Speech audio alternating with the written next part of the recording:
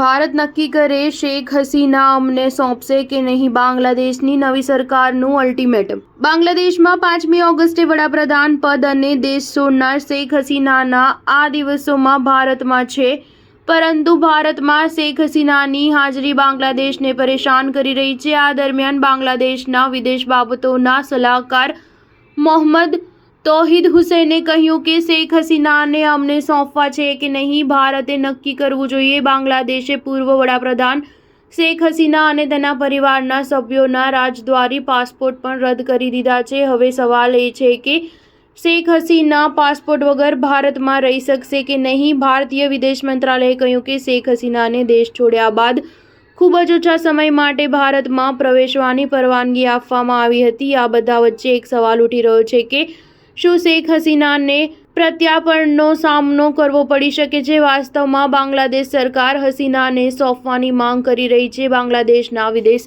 બાબતોના સલાહકાર મોહમ્મદ તૌહિદ હુસૈનનું કહેવું છે કે ભારત સાથે એક કરાર છે, જો અમારી કાયદાકીય વ્યવસ્થા ઈચ્છે તો અમે ચોક્કસપણે શેખ હસીનાને પરત લાવવાનો પ્રયાસ કરીશું। ઉલ્લેખનીય છે કે ઓગસ્ટ મહિનામાં બાંગ્લાદેશમાં અનામતને લઈને હિંસા ફાટી નીકળી હતી। હિંસક વિદ્યાર્થી આંદોલનમાં 400થી વધુ લોકોએ જીવ ગુમાવ્યા હતા। વિદ્યાર્થીઓ અનામત પ્રથાનો વિરોધ કરી રહ્યા હતા। જો કે સુપ્રીમ કોર્ટે પાછળથી અનામત પ્રણાલીમાં સુધારો કર્યો હતો, પરંતુ વિદ્યાર્થીઓએ બાદમાં શેખ હસીનાના રાજીનામાની માંગ કરી હતી। ગુસ્સે ભરાયેલી ભીડ ઢાકામાં પીએમ આવાસ તરફ આગળ વધવા લાગ્યા હતા। બાંગ્લાદેશની સેનાના દબાણમાં શેખ હસીનાએ વડાપ્રધાન પદેથી રાજીનામું આપવું પડ્યું હતું અને પોતાને દેશ પણ છોડવો પડ્યો હતો। સ્ટાર ન્યૂઝ 7 હંમેશા સચ્ચાઈની સાથે।